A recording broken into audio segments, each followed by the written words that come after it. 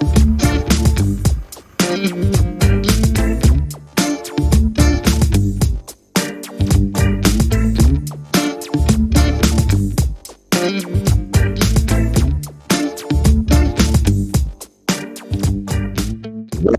is going on? I said, what is going on out there in social media, internet land? First things first, prioritize and let's double check and make sure that we have audio. Let's do that right off the bat so that we won't have any issues, right? Right off the bat. Let's go ahead and check it because we're live and we can't have any hiccups.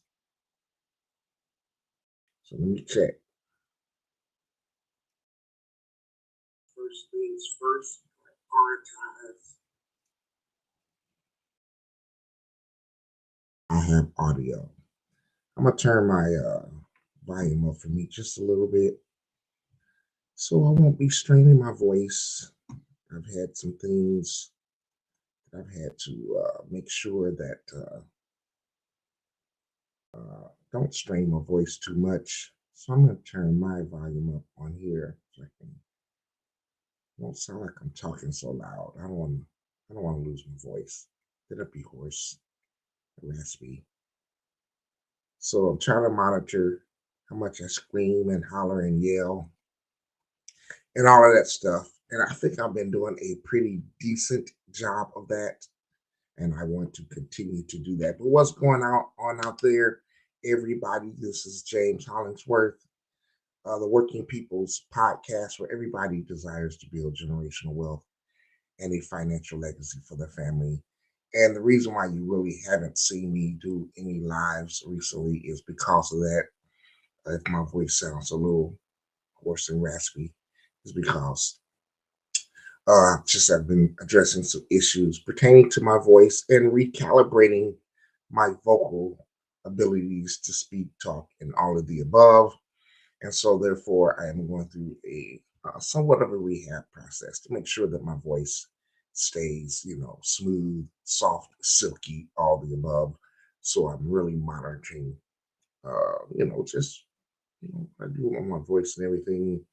But hey, if you're watching on YouTube and we are live, you can press that subscribe button. You can also press that thumbs up like button, press the bell, ring that bell. Ding, ding, ding, ding, ding. And drop some comments below. I saw a guy came through on our last video and he's like, hey, I can listen to this all day. So shout out to you. So glad you're enjoying the content over there on YouTube. If you're watching here streaming live on my personal Facebook page, come on through. I'm going to be really monitoring my personal Facebook page because this is the spot where I tend to get quite a bit more activity with people watching and leaving comments and stuff like that. But you can see the title, 4 Ways to Create Financial Freedom. I probably should have added for yourself. And one thing that I'm going to do that I typically don't do, I'm going to do that right now, is I'm going to change the privacy because if I don't, I'll go the whole show and it'll just be like to my own personal people that follow me on my Facebook page. But this way, by changing the setting to public, if you do come through and you share it, it'll be available for anybody to have access to and to watch and to see us streaming live right here. Also, if you watch it on my personal Facebook page or the Working People's Podcast uh, Facebook page, you can do the same. Drop some comments below. Give us some hearts, thumbs up, and all of the above. I got to learn how to do the whole pin to chat thing right. I don't really know how to do that yet. I don't think. I'm going to have to figure that out because I would love to be able to drop my Cash App in there. So if anybody ever want to send a cash out, but I don't know how to pin it to the comment section. But I do have good news as I get into the 4 ways to create financial freedom for yourself. Good news is your boy, like 2 weeks ago, completed the the 40 hours, 40 whole hour training course of the business entrepreneur training course for lift local. I think that's what it's called. It's Hope. It's Hope. Um, through Hope Learning, something like that. Through Lift Live Local. I'm messing it all up, but it's a 40-hour entrepreneur and business training course where you get certified. You have to do a financial business plan, a certification program. You get a certificate at the end of it. So shout out to me. Hey, let's hear it in the comment section.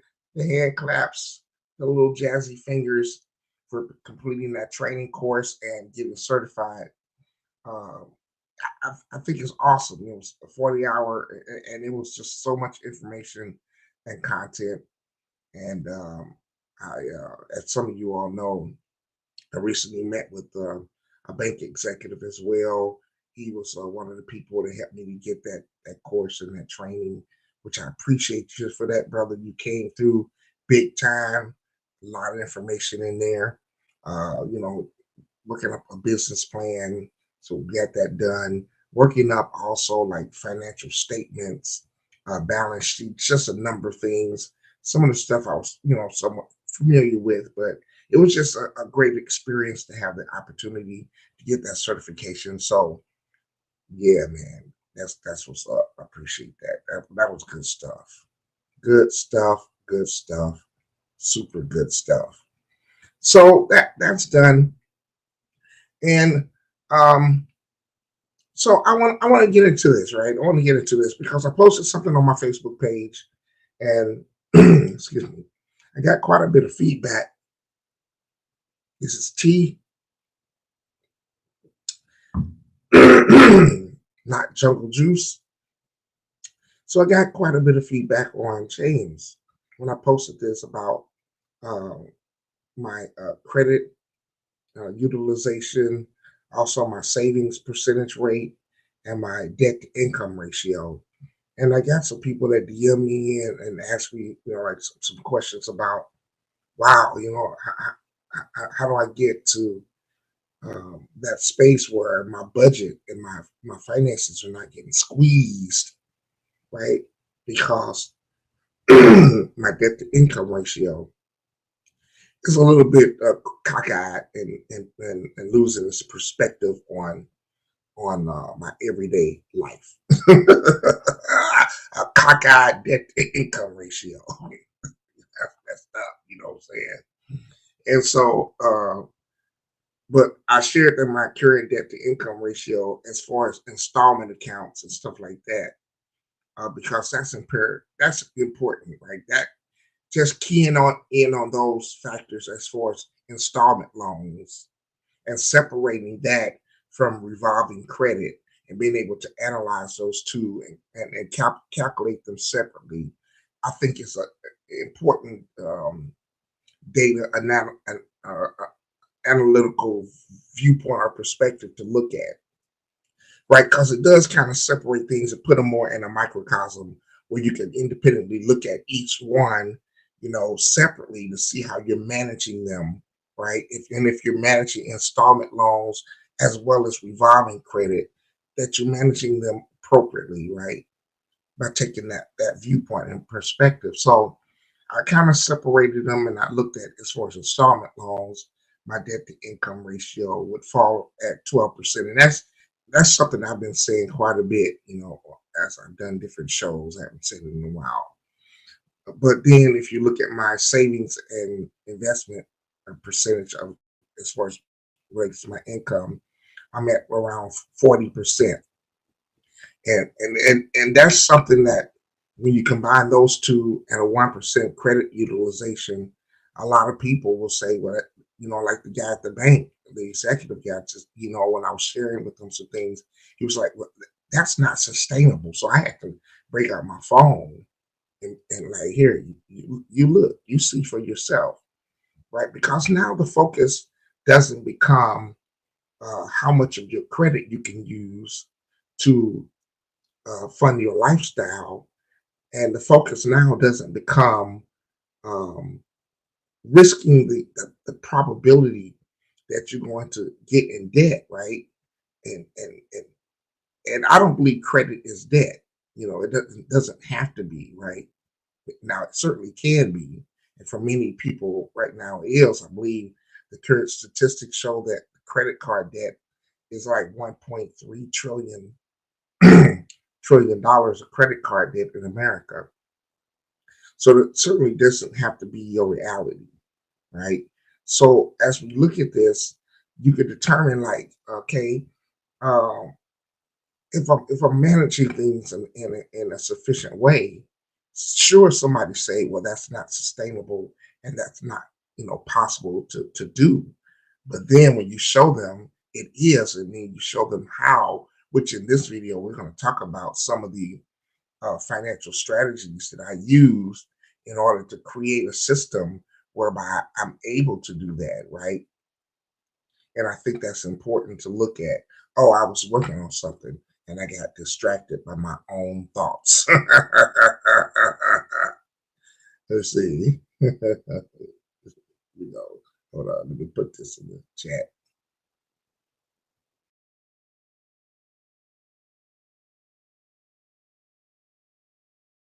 Yeah, I think I'll go with that.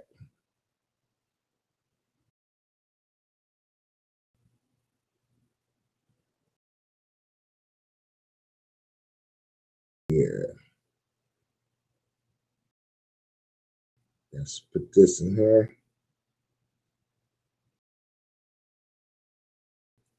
Oh my goodness. Oh, y'all still there? Okay.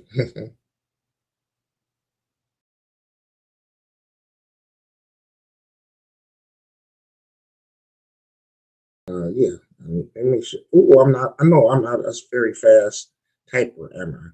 Pretty slow. I just like to get it right the first time. I don't want to have to type it all over again. Uh, yeah, that looks good to me. Let's try that. Let's drop that in the chat. Okay, cool, cool, cool.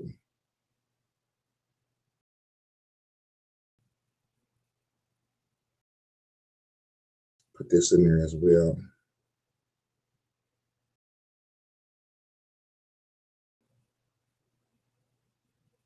Yeah, baby. Yeah, baby. There we go.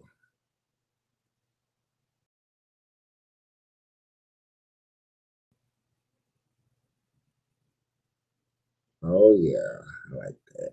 I like that. I like that right there. Oh my goodness, look at me. I still got to learn the whole pen to the chat thing. So let's get into it. First things first. So since I put in that Facebook post about I put the debt to income ratio thing first, I know you can be like, well, James, I gotta have a place to live. This economy, food's high, and all of this stuff. I only make 50,000, 40,000 a year, right? That's what I make. I make 40,000, 45,000, 50,000 a year, or 60,000 a year. It's not sustainable for me to have a 12% debt to income ratio. I got to have a reliable car to drive to work. I got to have a decent place to stay. So, mind you, I've already told you I separated revolving credit from installment loans. So installment loans can even be personal loans, right? Which I've been saying for over a year to avoid and get from under the pressure of any type of personal loans or things like that. Pay them off. Find a way to pay them off so you don't have that hanging over your head, right? So I'm going to look at two of the biggest things. Now, if you don't have a mortgage and you have rent, lump that into your debt to income, right? ratio in terms of view that as an installment payment, because that thing comes around every every month, knocking, at the same time. And you can say, well, that's the devil, but no, that's just reality, and that's just the fact that it's a part of one of the essentials, and that's a shelter. So if you don't have a mortgage, look at your rental, your rental payment on your apartment or your home, wherever you stand, as a part of your installment percentage. So here's the thing. Years ago, I read the book The Millionaire Next Door, and there was something in that book that it really struck a chord with me, and it stayed with me, and I've followed that principle. I've purchased 3 homes in my lifetime so far, and I have followed that principle consistently. The first house we had a mortgage on back then. I was super proud to get an interest rate. When they told me 8.5%, I was jumping out the gym. And some of us now are complaining about 6.5 or 7. No, I had an 8.5% interest rate on that first home. Then I paid for a home cash, and then I also my current property. Um, of course, I have a mortgage on it, and I went the route of a rural development loan. If you've never heard of a rural development loan, that's RURAL. I know my St. Louis, right there is coming out, and these R's are probably throwing you off.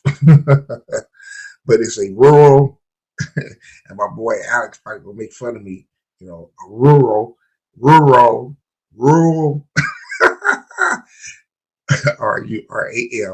development loan. So basically, it's a no down payment loan. You do have to pay like some closing costs like that, but some of the costs you can roll into the actual mortgage. But the principle that I learned and I found out about in that book that I have followed all these years since initially reading that book is, and I know some people will give you a different figure, but this is just a figure that I have consistently followed, and it has worked for me. I will not purchase a home that is more than 2 times my annual income. Now, that does not mean that your starting point cannot be more than 2 times your annual income. That just means that if you do that, you will need some cash down, right? So if you make $100,000 a year, okay, and then for me, following that rule, not purchasing a home that's more than 2 times my gross annual income, that means that my budget is 200,000 for a home. Now, if I want to go to 250, that means I need to have $50,000 as a down payment so that I can stay within the rule, right? And this will protect me from purchasing what the mortgage company says I qualify for, which oftentimes gets in my pocket to an extent that it can overburden me when it comes to now me not just making the mortgage payment, but if I don't have a significant down payment, so now I got PMI, I got escrow. I got my property taxes that's going to be escrowed. I got my insurance payments that's going to be escrowed. So on the surface, it may come back and say, well, your monthly mortgage payment is $650. But when you start adding in those additional escrows, and as your property values are determined by whatever county or local area that you live in, and they start doing property assessments over the years and raising your assessed value, these are things people don't talk about and they don't think about when they're moving into these transactions, right? So what is your current taxes can change over the next 2 to 3 years based on your assessed value of your property, as the people, the determining factors, the theys meet at their county board meetings and different things like that, the township hall, and determine what your assessed value is. That can change what your escrow amount will now become based on your taxes, not just your current taxes, which is escrow, but your projected taxes as well, right? So now, if all of a sudden that amount goes up, and you haven't really been allocating these type of, you know, things in your thought process, 3, 4, 5 years up the road, you can find yourself, having to pay out an extra $300, $400 going into escrow that you wasn't counting on or you hadn't put in your initial budget.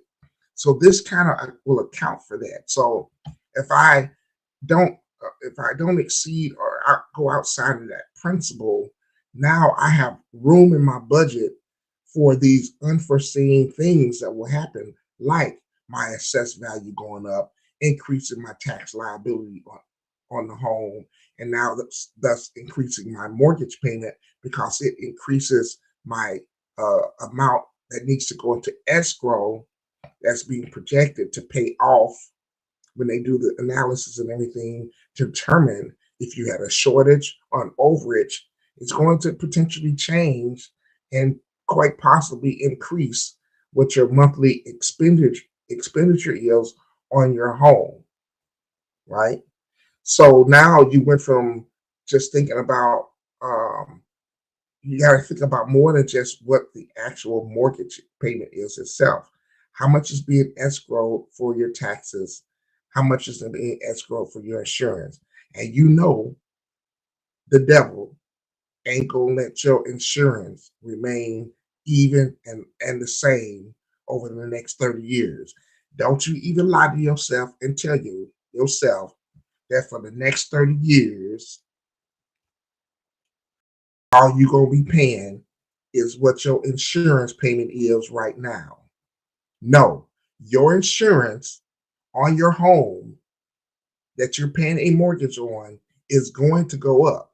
Your insurance company, they don't love you that much where they're going to say, oh, we love him. We want to look out for his best interest. Let's never raise his homeowner's insurance. Okay. You can think that all you want. And I'm not even talking about that you made any renovations. I'm not talking about that you did anything as far as upgrading anything on the home, just as a byproduct of inflation and the and time, your insurance rates are going to increase on your home, and your property values are also going to increase.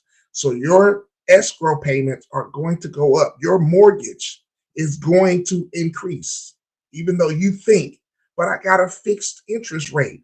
We're not talking about the mortgage payment. We're talking about the insurance and the taxes, which are going to be, they're going to change and be variable as you go through your just living in a home from year to year. So if they raise your insurance, then your mortgage payment's going up. If they change your assessed value and increase it at your local township office, then your mortgage payment is going to go up. So by me following that rule, I will not purchase a home that's more than 2 times my annual income. It gives me room now for those changes that are unforeseen that I have no control over to be able to properly adjust to them and not end up being house poor 4 or 5 years from now because, yeah, as of today's date, I can afford the payment. But if it increases by three, four, $500, or whatever over the years because of those factors, can I still include that in my budget? All right. Does that make sense? And this is something that I guarantee you, no one talks to you up front about. No one discloses this to you and tell you that 4 years from now, they're going to send you a little letter in the mail in December and telling you your assessed value. And that's one of the letters that we don't even open. We probably get it from the township and don't even open it to see, right? And we definitely not going down to the meetings. And then nobody's going to be really expecting this lovely, wonderful insurance company that you've been with for the last 3 years to all of a sudden raise your rates. Or you have a claim because of a storm and now you got to get a new roof put on your house. Trust me, they're going to want some of that money back and they're going to increase rates. And it doesn't necessarily have to be because you needed your roof changed. Perhaps they've had 2 to 3 really bad winters, yeah, right? And so as a result of legislative changes in your state, as a result of higher claims potentially in your state, as a result of the higher cost of living and all these other factors that you cannot control in your state, right? Your homeowner's insurance can go up and it will increase your mortgage payment, right? So don't get caught with your pants down. Nobody's telling you this stuff up front. They're certainly not going to tell you this at the mortgage company, and they're certainly not going to tell you this, at closing, right? But I'm James Hollingsworth on the Working People's Podcast is telling you this. So as you enter into these agreements to purchase a home, just know this now. Something that you probably never thought of, and nobody has ever given you, the heads up on this is going. It's not a thing of if it will happen. It's a question and the determination of when, because it is going to happen before you pay your house off. All right. So you need to calculate that in your budget and leave some room for for some more dollars to get allocated towards your mortgage as you live in the home and as you're paying your mortgage from year to year, from month to month, right? So because of that, me following that rule that I read many years ago in The Millionaire Next Door, I will not purchase a home that's more than 2 times my annual income. I never have to worry about being house poor. And I never have to worry about getting in over my head and having a house that I love, but it's a burden to me and I can't enjoy it because the payment is strangling me. Yeah, it's strangling me, right? And that's one way to avoid it. Some people now in 2023 will tell you you can go up to 3 times. Okay, well, go to 3 times, but certainly reconsider just because the mortgage company says based on your income and how we have calculated your debt to income ratio, you can afford this much home, right? So you have to come up with a system whereby it works for you with the understanding that there are other factors involved in this decision that they are not going to consider for you. Because at the end of the day, they just want to make their commissions and their money off the sale. All right. So, yes, it does change some things. And then you have to reconsider that perhaps you can't buy that dream home as your first home. Maybe you need to start here. And as you start here, you live in that home for a long enough time to build up equity. As you build up equity, if you then sell that home and you built up enough equity, now you could transfer the quick liquidity that you extract out of that sale and put a bigger down payment down. Now you can move it to a larger house, but this is done in stages, right? You know, this is done in stages. When I was a kid, we used to try to jump steps, right? It's cool jumping steps till you bump your head or you come up a little short. You know what I'm saying? But this is done for your financial protection. So as you consider this, when you think about making this home purchase, right? Your first one, stay there and build up as much equity as you can, because now that's going to help you with your next purchase. So now, as you move into your next purchase, conceivably and theoretically, you can buy a home that's more than your 2 times your annual income. But now you have something for the second purchase that you didn't have when you made your first.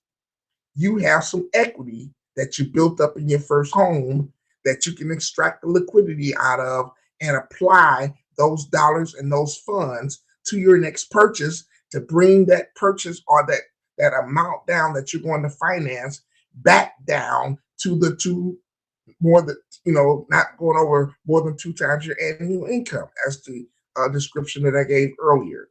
Say you make 100,000, you want to buy a $300,000 house. Well, if you have enough equity in the first house, You put 100,000 down, that still keeps you within the 2 times your annual income. And you good and golden. And you keep doing that at every step and every level. Now you build up equity in your second home and you follow the same model.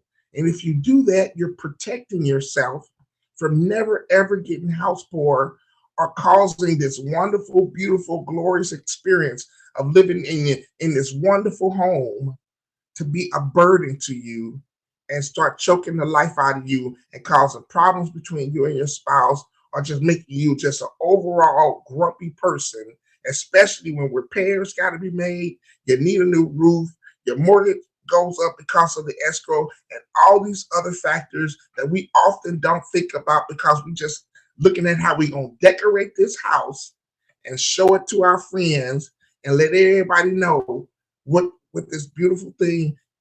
Okay, I'm just trying to help you. I'm just trying to help you. Now, the second component of this is your car. This is often the other installment loan whereby we make decisions based on our emotions and based on trying to keep up with the Thompsons, the Jenkins, now the Joneses, them jokers. I don't know what's wrong with them, but now we done turned into the Jenkins and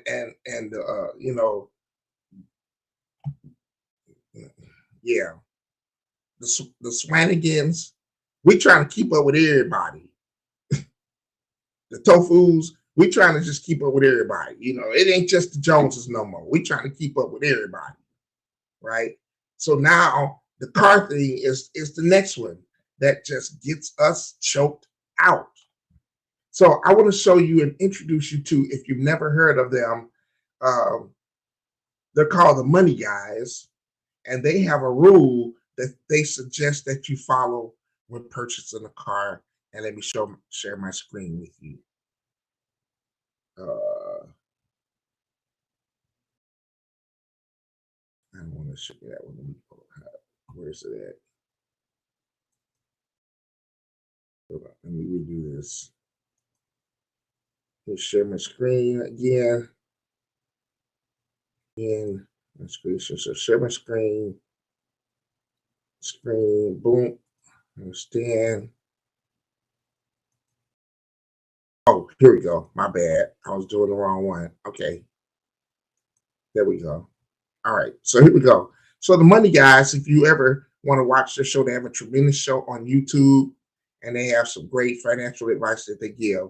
So the second component is a card that can often get you hemmed up on your debt to income ratio. So this is the rule that they follow. Do I need to try to make this any bigger? I hope you can see it. But the Money Guys, they follow believe you when you purchase in a vehicle, you should follow the 23-8 car buying rule. And once again, this rule of thumb is for our protection financially, for our financial protection. This rule is a rule of thumb that allows you to take on a car loan in a wise and financially responsible way. The rule stands for put 20% down, right?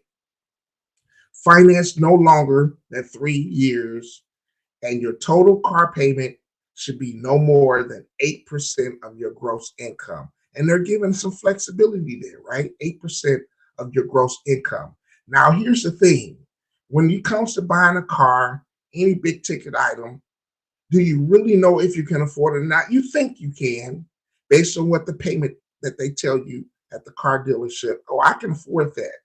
But here's what you do a little research before you go and buy the car that you want to see yourself driving in, right?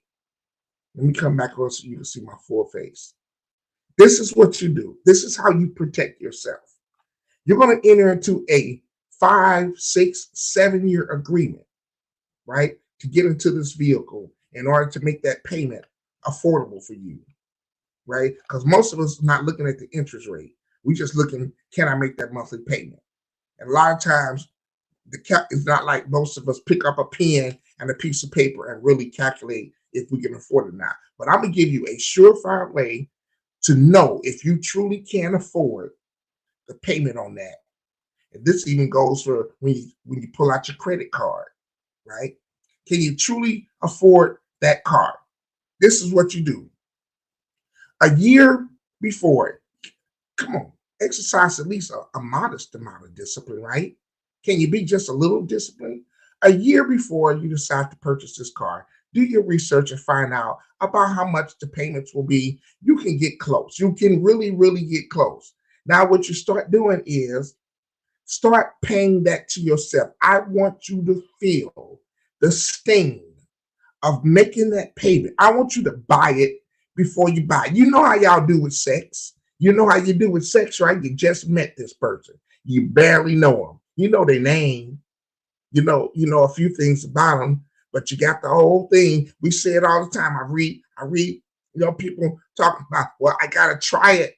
How do I know if this is gonna work and that's gonna work? So I gotta try it before I buy it. I gotta try it before I commit to it. But you'll do that with sex, risking your life and your health, but you won't do it with the health of your finances in mind. So a year before, because if you meet somebody, you're starting having sex with him, are you going to marry him in a week? But we do that with cars. All right. So a year before, so you can get to really know if you can afford to do this, start making that payment to yourself. Feel the sting of it. I want you to feel the pain or whatever feelings and emotions may come with that. I don't want you to miss a payment. I want you to act like if you miss a payment, it's going to tank your credit and your car is going to get repossessed. I want you to act like you really bought that car. Start taking that money and don't just stick it in that savings account, just a regular old savings account. Put it somewhere where it's going to earn some interest for you.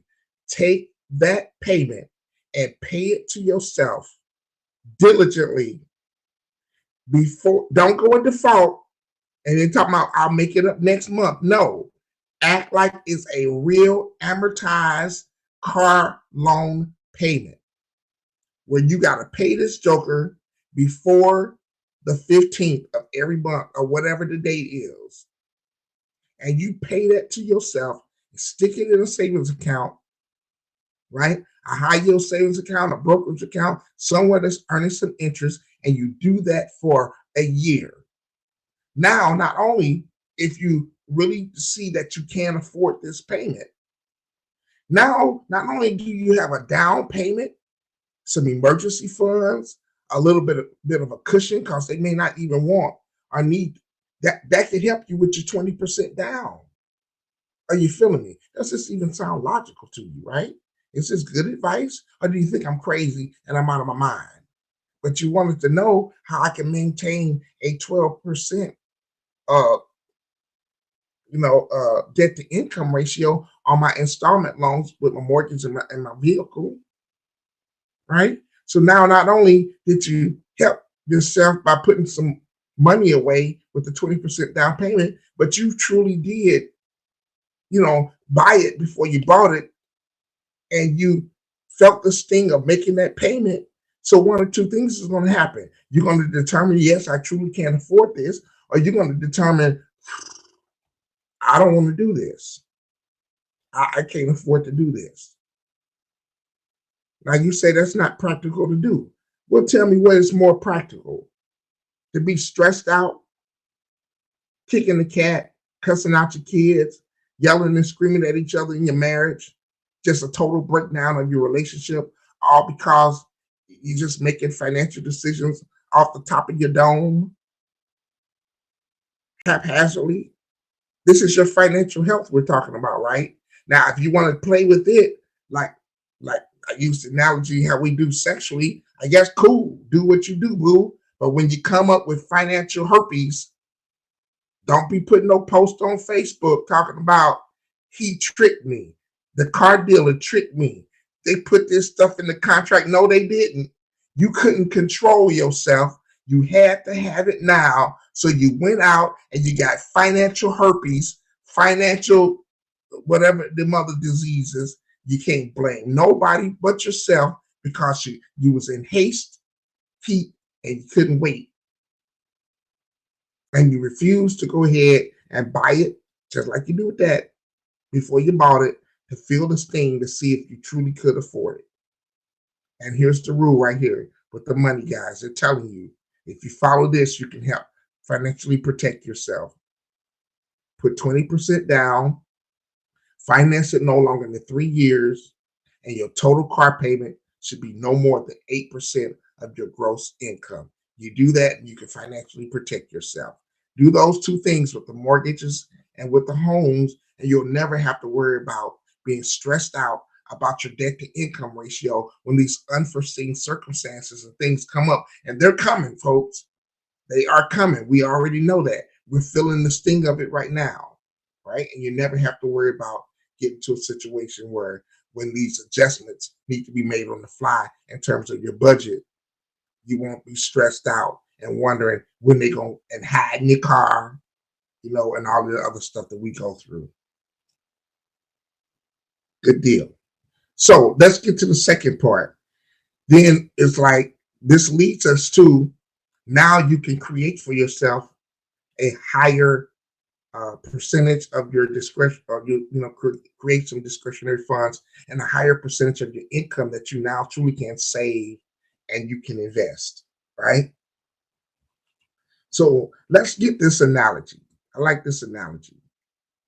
The chicken and the cow moseying on down the street together. Cow, chicken, just walking down the street. The chicken looks over at the grocery store and the chicken says, "Ooh, you see that sign, cow? Ooh, you see that sign?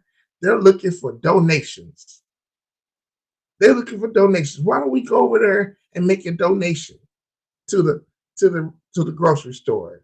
Cow looks at the chicken and say, "Yeah, it's a donation for you because you just giving up some eggs. But for me, it's going to require sacrifice, right?" And so that's what I'm telling you when it comes to saving and investing, and investing at least at bare minimum 10% of your income is going to take a sacrifice, right? And if you walk into it thinking that you could just do like the chicken, you want to eat steak though, right? You want to eat steak. You want steak. You want a steak lifestyle, right? But you don't want to make the steak sacrifices. Well, with eating steak comes steak level sacrifices, right? So if you create the discretionary income, now it's just a matter of allocating those funds to a place that's going to benefit you. I don't understand how you can pay everybody else and you won't pay yourself. One of the number one rules of building some type of financial freedom for yourself is pay yourself first. Now, I love Dave Ramsey, but this is where I deviate from some of the things that he says. And the one thing he talks about is when you're paying off your debts, cancel all your investments and all these other things. I just don't agree with that.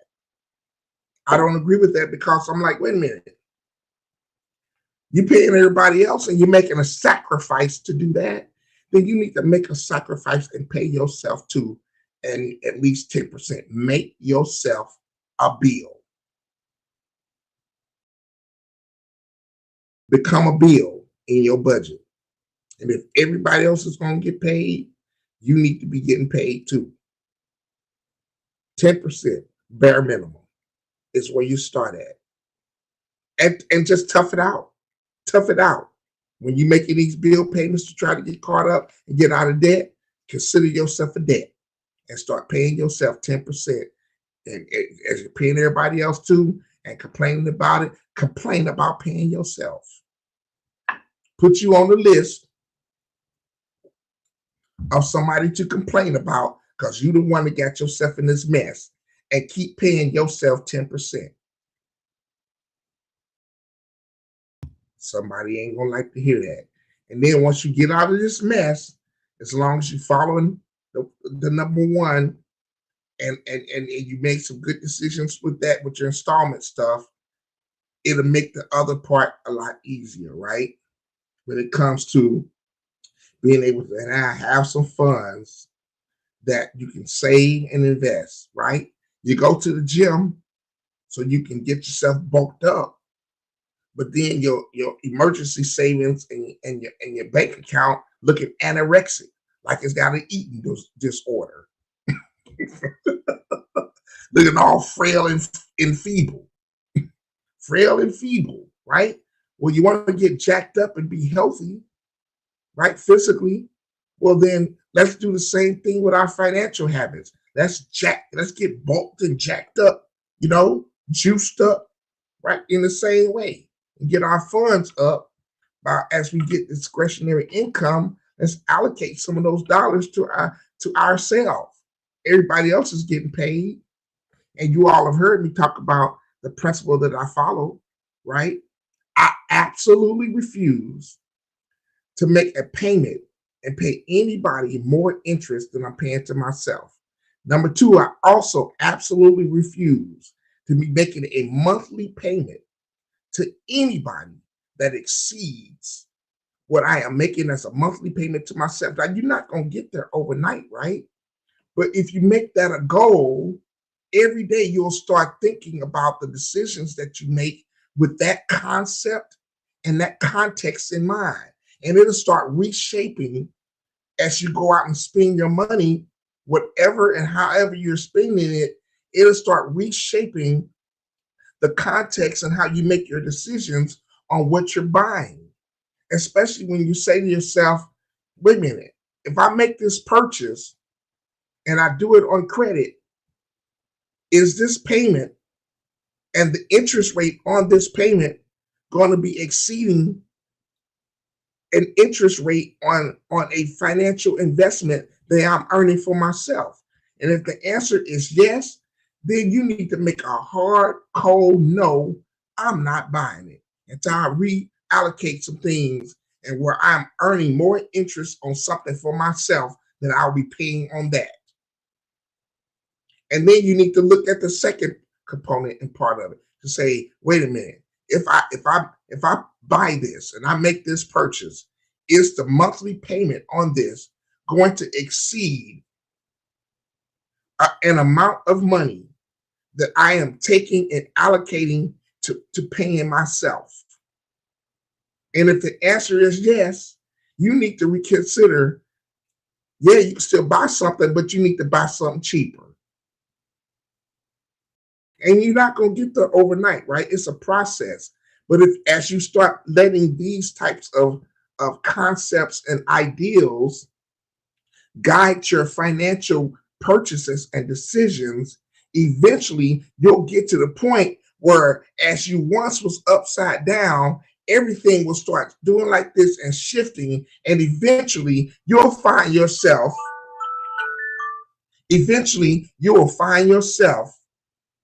all of a sudden your whole budget will change. And it might take 2 or 3 years before you get there, but it is just automatic. You'll see it shifting and changing. And eventually you'll get to the point where every time you make a purchase to buy something, something will happen. You will see that, wait a minute, I bought it, but it didn't exceed what I'm paying myself. And also, you'll get to the point, if you use this philosophy, this right here, what I'm about to tell you, it'll help you to start turning that upside down buying decision making process in your favor. Say to yourself, can I buy it twice? I got to the point with a pair of Jordans or a pair of sneakers. I was like, okay, the pair of shoes, let's say it costs with tax $250. Well, can I buy it twice? If I can't buy it twice, then I ain't buying it, right? Because if I'm buying a $250 pair of Jordans, then I need to take $250 and put it into a saving and investment for myself. And as you start thinking like this, trust me, it's not bondage. If that's bondage and that's taking away all your fun? Tell me how much fun you having right now with the amount of stress that you're going through because you can barely make it and you're living from paycheck to paycheck and you're one step away from bankruptcy. Is that fun? You're one step away from getting a 7-day pay or quit notice from your landlord. Is that fun? You're one step away and having a sheriff come up to your house knocking on the door, and you can't hide from him because they'll bust the door down and set your stuff out on the curb. Is that fun? Is having a eviction on your credit file and on your rental file, is that fun? Having your credit score drop 100 points, is that fun? We talk about picking and choosing our battles. Well, let's pick and choose, right? Okay, here's the third thing. We're talking about a low credit utilization. Right now, I'm not going to dive into the complete system, a process, and everything that I personally run because that kind of get me sidetracked. I already know it'll get me sidetracked, but I'm going to focus on the basics. Number one, credit utilization on a personal credit is the second largest component of your score, your FICO 8 score being calculated. Credit utilization, 30%.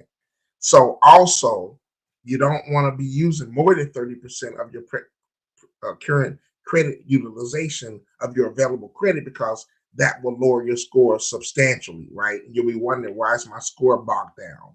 It's because if you're using a high over 30% of your available credit, not just on one particular card, but across all your credit lines, it's going to lower your credit score, right? So a great spot is if you can stay under 10% of your credit utilization. So that means on a revolving monthly basis, when your not your due date comes up, but your statement date comes up. When your statement date comes up, whatever balances are on your card, those are the balances that are going to be reported to the credit agencies, right?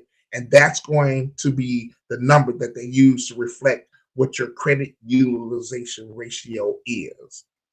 So it's okay to use more than 30% of your credit, revolving it, from week to week, as long as you pay it down or pay it completely off, not by the due date, but by the statement closing date.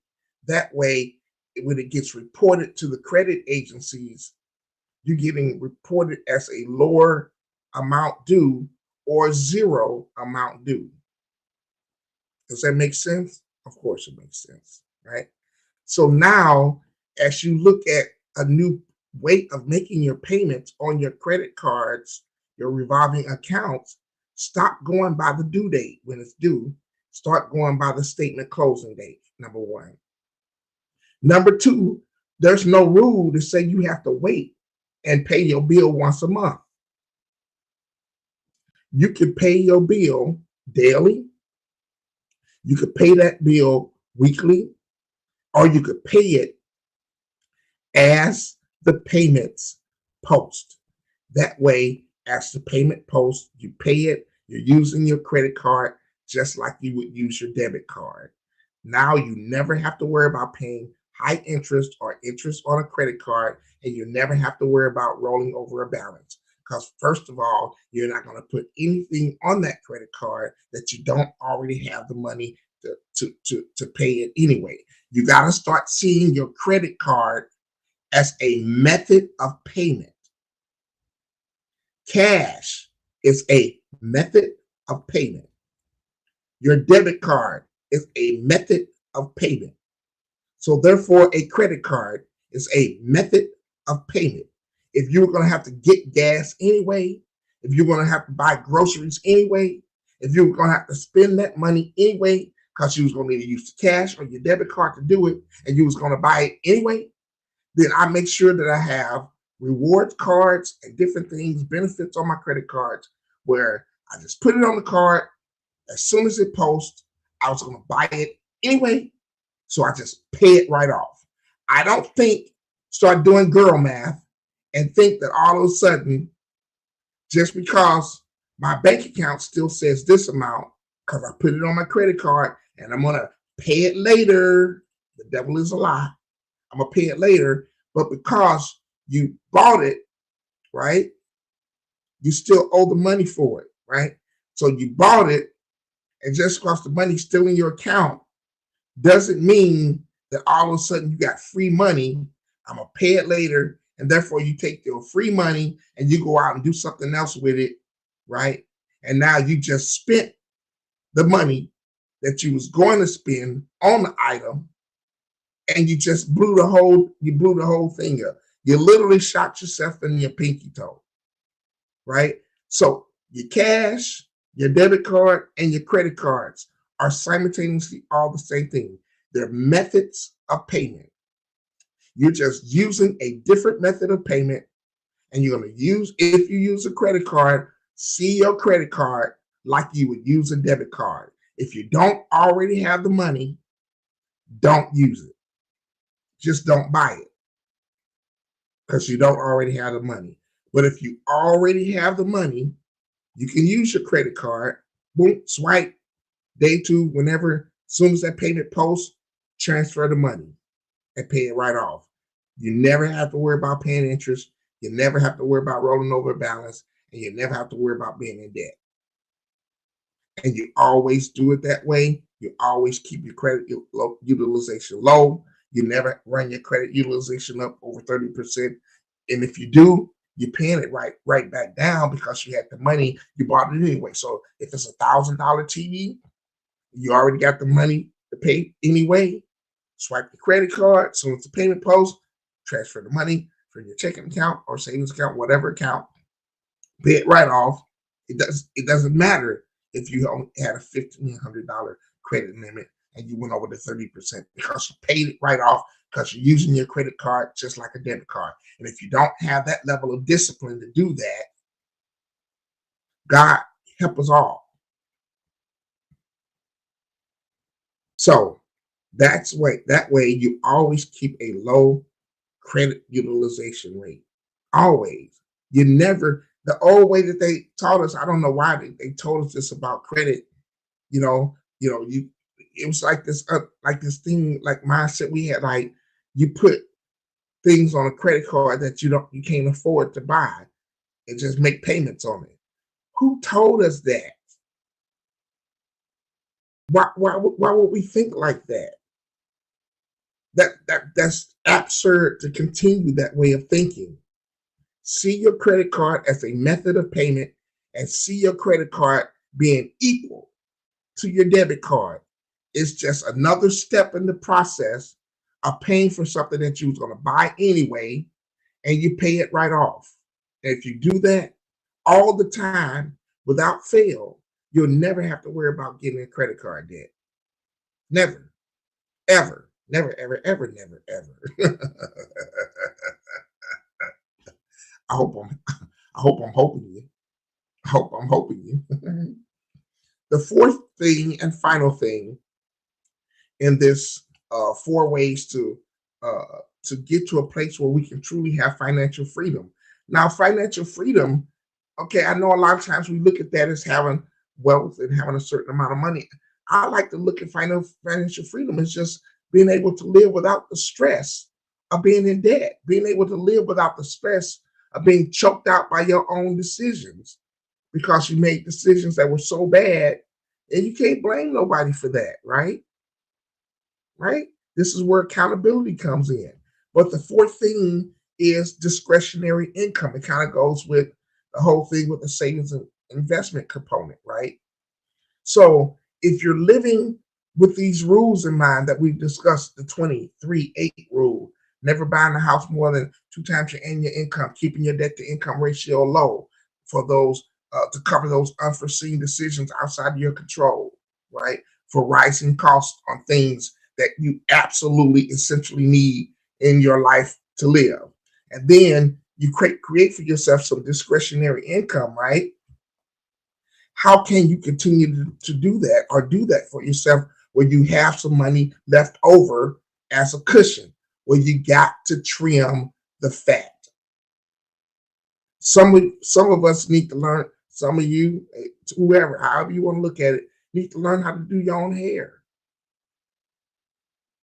You know, some of you all that are friends, I mean, your friends, everybody, somebody out the friend group, learn how to do nails. You're going over here to those people, and we keep complaining about, you know, Black Wall Street and all this other stuff.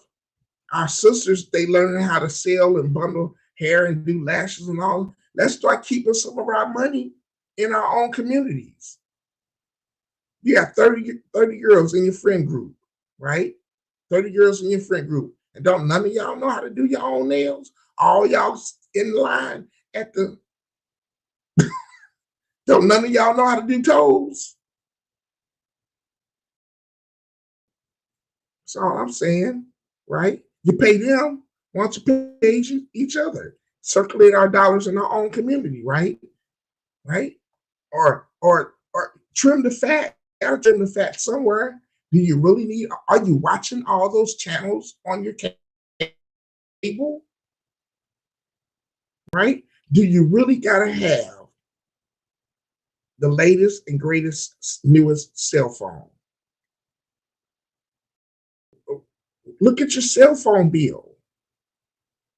Look at those areas where you talking about you need that. No, you don't.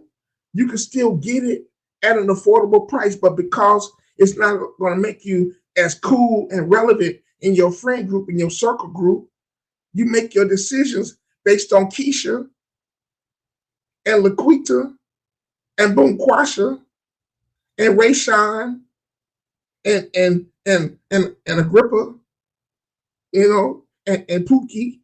You're making your decisions based on them, and every last one of y'all is walking around just struggling financially and complaining to each other and blaming the government and talking about the rich people, and gentrification and all this stuff. But look at what we spending our money on, and look at how we're allocating our dollars. You know how I like to look at trimming the fat? I'm gonna use this analogy. Some of you that go to church have heard this type of analogy or story being told before, right? So for generations, you're cutting off, the edges of the ham, putting it in the pot, cooking it. And then they take the excess and throw it in the trash. First of all, you can just allocate that and maybe put it in the beans or something, right? right. Trim the fat. And then finally somebody said, why you cut the edges off your ham? Oh man, because man, my mama and my grandmama, they always did this, and it just make the ham taste so good. No, grandma did that because her pan was too small and the ham wouldn't fit in it.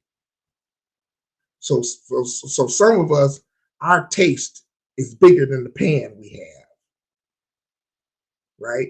So we need to make some decisions to trim something off so this doggone ham will fit better. Not because it's going to make your hair look better or make you more impressive to your friends or make your lifestyle look or taste any better. No, this joker needs to fit because your pan, your budget is too small to handle your bougie taste.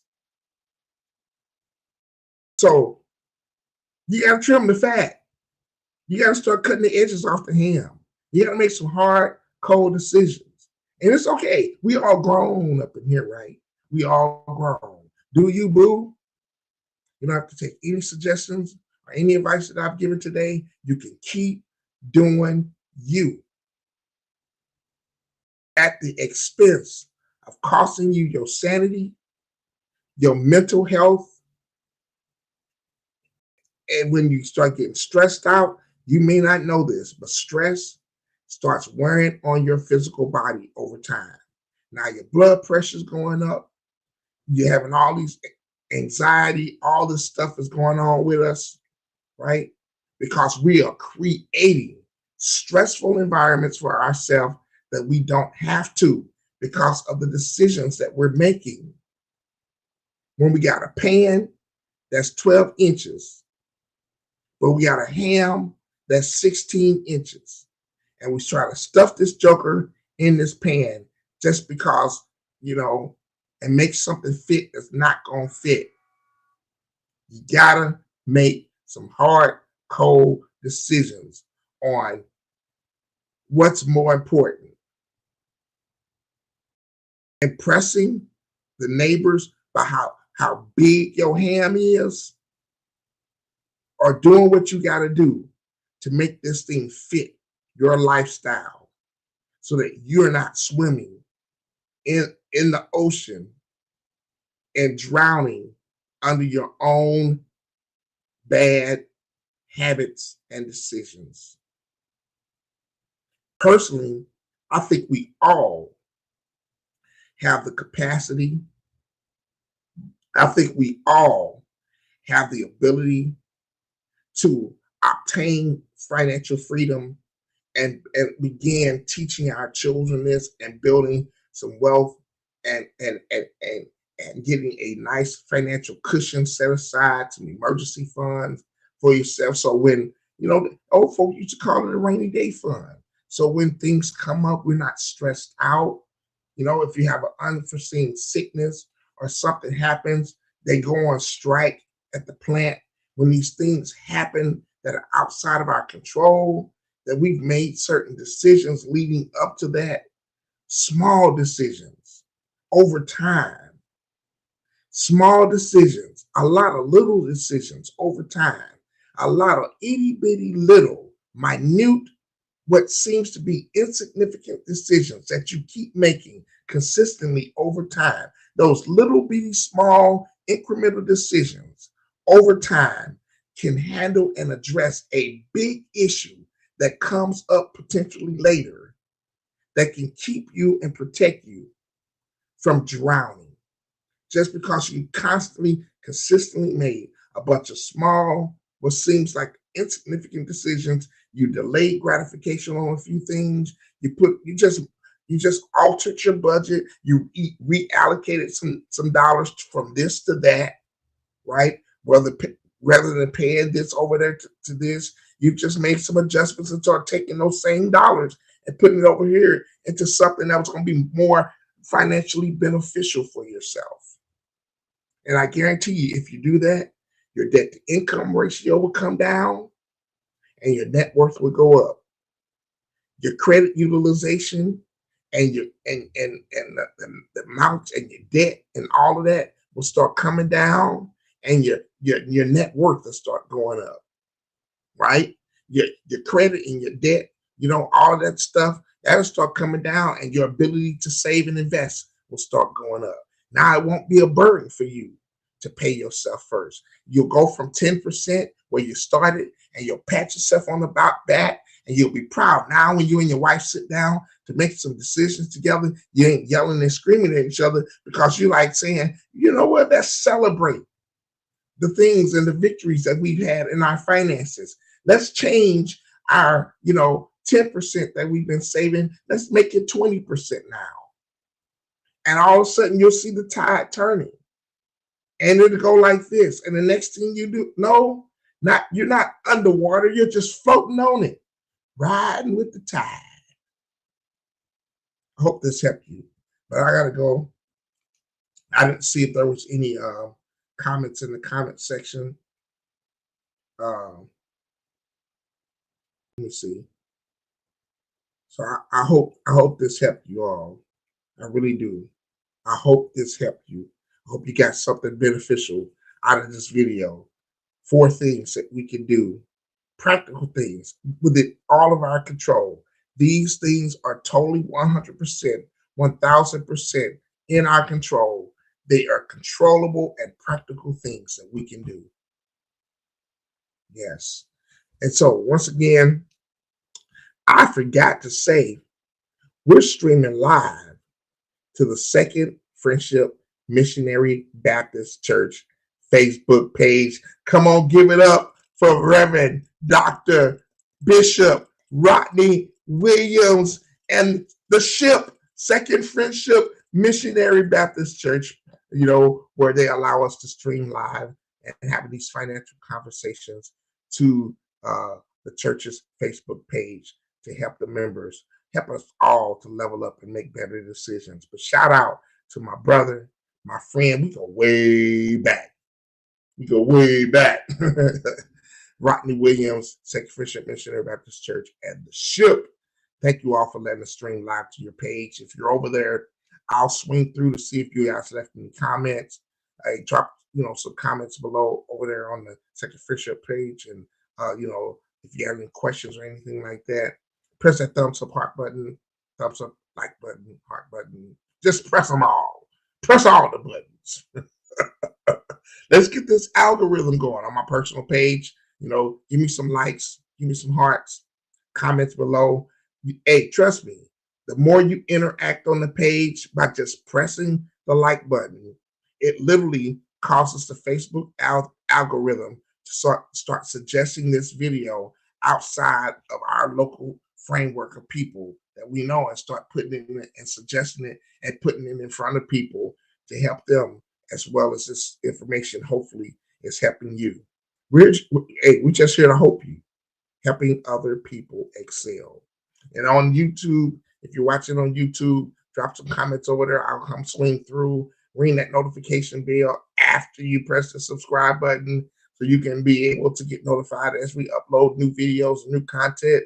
And go ahead and press that thumbs up like button over there. We can also get that algorithm going. And if you'd like to be able to get access to all the videos that we've done, streaming live or pre-recorded stuff, it's very difficult to go down and scroll and find it on my Facebook page. So if you're watching here on Facebook, I will put the link, or you could just go to the Working People's page. So I'll put the link to the YouTube page in the title of the video. Press that link.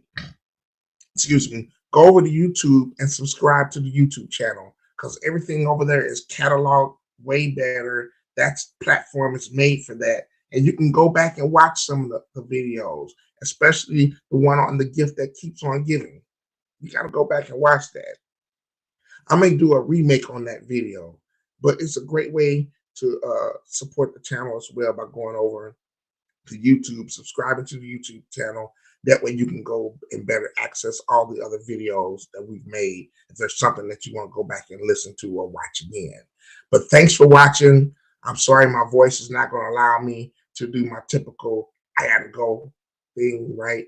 I'm sorry. It's not going to allow me to do it, because even right now, my voice is straining. I probably sound like Kermit the Frog's little brother, Hermit.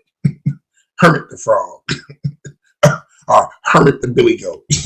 That's an uncle. The uncle, it's a Billy Goat. But thanks for watching once again, everybody. I appreciate you all. Y'all mean so much to me, dear to my heart. But I got to go. And thanks for watching the Working People's Podcast. James Hollingsworth, been your host, where everybody desires to build generational wealth and a financial legacy for their families.